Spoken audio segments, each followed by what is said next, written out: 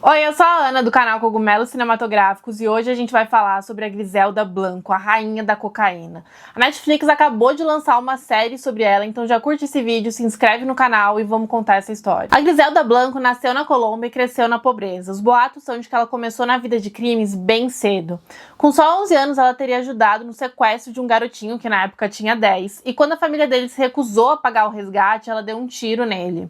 Isso além da prostituição e de pequenos furtos que ela também fazia desde novinha. Com só 13 anos, ela já morava com um cara que era um cafetão assumido e já nessa época ela ia conhecer o futuro marido. Ainda na adolescência, ela se casou com o falsificador Carlos Trujillo e ela teve 3 filhos com ele. Mas o casamento não durou muito. Só que a Griselda tem uma maneira muito específica de se divorciar. Ela não envia papéis, ela envia um assassino de aluguel e foi isso que ela fez com o Trujillo. Na década de 60, ela se casa com Alberto Bravo, que era um traficante, e foi por meio dele que ela se envolveu realmente ali com o tráfico de drogas. E os dois foram formando uma operação até que bem grande. Eles transportavam drogas da Colômbia até Nova York e a Griselda teve a ideia de fazer peças de lingerie com bolsinhos pro produto, né? Ela chegou até a abrir a própria fábrica de lingerie na Colômbia, onde ela produzia peças todas com esses bolsinhos escondidos. Só que em 1975 eles chamaram a atenção da polícia por causa dessas viagens que eles ficavam fazendo, né, de ida e volta entre a Colômbia e os Estados Unidos. Então a Griselda, o Alberto e mais umas 150 pessoas foram acusadas de transportar drogas para os Estados Unidos, como de fato eles estavam fazendo. Só que o casal conseguiu fugir antes deles serem presos. Então os dois voltaram para a Colômbia e nesse mesmo ano a Griselda começou a desconfiar que o marido estava roubando dela. Os dois discutiram e como é um casal de criminosos, né, essa discussão levou a um tiroteio que levou à morte do Alberto. E é nesse momento que a Griselda assume o controle das operações do casal. Em 1978 ela se casa com o terceiro marido, o Dario Sepúlveda, com quem ela vai ter o quarto filho, o Michael Corleone Blanco. Esse nome foi completamente inspirado pelo Poderoso Chefão, tá? E daí ela vai pra Miami, onde ela vai de fato virar a rainha da cocaína. Ela era ligada ao cartel de Medellín, que é o mesmo cartel do Pablo Escobar. E falando nele, a série começou com uma frase dele, né? Algo do tipo, o único homem que eu já temi foi a Griselda Blanco. Provavelmente ele disse isso porque ela era extremamente violenta. Pouco tempo depois dela chegar na cidade, ela decidiu que ia matar toda a concorrência e isso levou a cidade a um período super complicado que ficou conhecido como a Guerra dos Cowboys da Cocaína. E a Griselda tinha um certo gosto por mandar matadores de aluguel assassinarem as pessoas no meio da rua, sabe? Eles passavam de moto e atiravam, então tinha muita gente que era assassinada no meio da rua, em plena luz do dia, sabe? E isso tudo acontece no final da década de 70, mas no começo dessa década, em 1971, o presidente dos Estados Unidos era o Nixon, e ele declarou uma guerra às drogas. A cocaína era o inimigo número 1 dos Estados Unidos.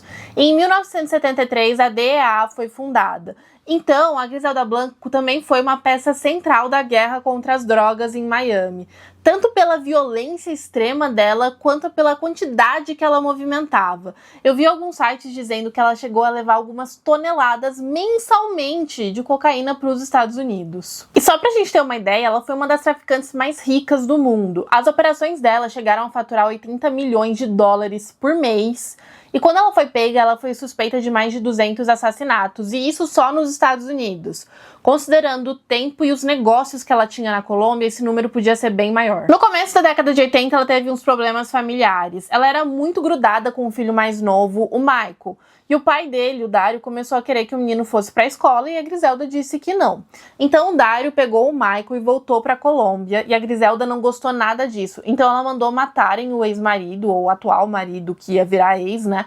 Lá na Colômbia. Atiraram no Dario com o filho do lado e logo em seguida pegaram o Michael e enviaram de volta para a mãe nos Estados Unidos. Eu também acho legal a gente comentar que a Griselda foi se tornando um membro muito importante do cartel de Medellín. Só que assim, a relação dela com os outros membros ainda é meio que uma incógnita. Tem gente que diz que ela foi uma espécie de mentora pro Pablo Escobar, que ele era tipo um protegido dela, mas tem gente que diz que os dois se detestavam profundamente. E provavelmente essa relação ficou um pouco mais complexa depois que ela assassinou a Martha Ochoa. Ela não queria pagar por um carregamento que ela tinha trazido para os Estados Unidos, então o plano era dizer que o carregamento e a Martha sumiram. Só que depois que encontraram o corpo da menina, ficou meio difícil de sustentar essa história. Em 1984, depois de muitas ameaças de morte, ela se muda para a Califórnia. Só que assim, vocês lembram que lá em 1975 ela recebeu algumas acusações de tráfico de drogas? Então, essas acusações levaram ela pra cadeia em 1985.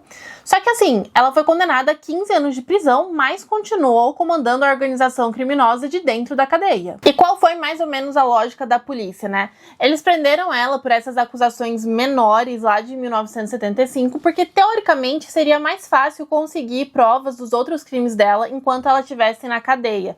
Então, enquanto ela estava presa, ela foi recebendo mais acusações. Até que em 1994, um cara chamado Jorge Ayala concorda em testemunhar contra a Griselda. Ele era um assassino de aluguel que acabou ligando ela a 3 homicídios, inclusive ao de um menininho de 2 anos.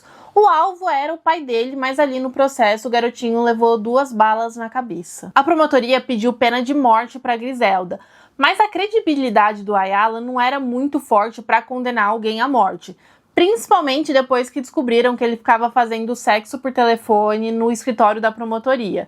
E uma das secretárias com quem ele fazia isso disse que ela estava seguindo ordens do promotor, que ele tinha mandado ela seduzir o Ayala dessa maneira, sabe? E aí não dá pra saber se a polícia estava usando o sexo pra convencer o Jorge Ayala a falar com eles, ou se a Griselda Blanco pagou pra menina soltar esse boato e fazer com que a credibilidade dele fosse questionável. E mesmo tendo colaborado, Jorge Ayala foi condenado à prisão perpétua, mas ele poderia recorrer depois de 25 anos.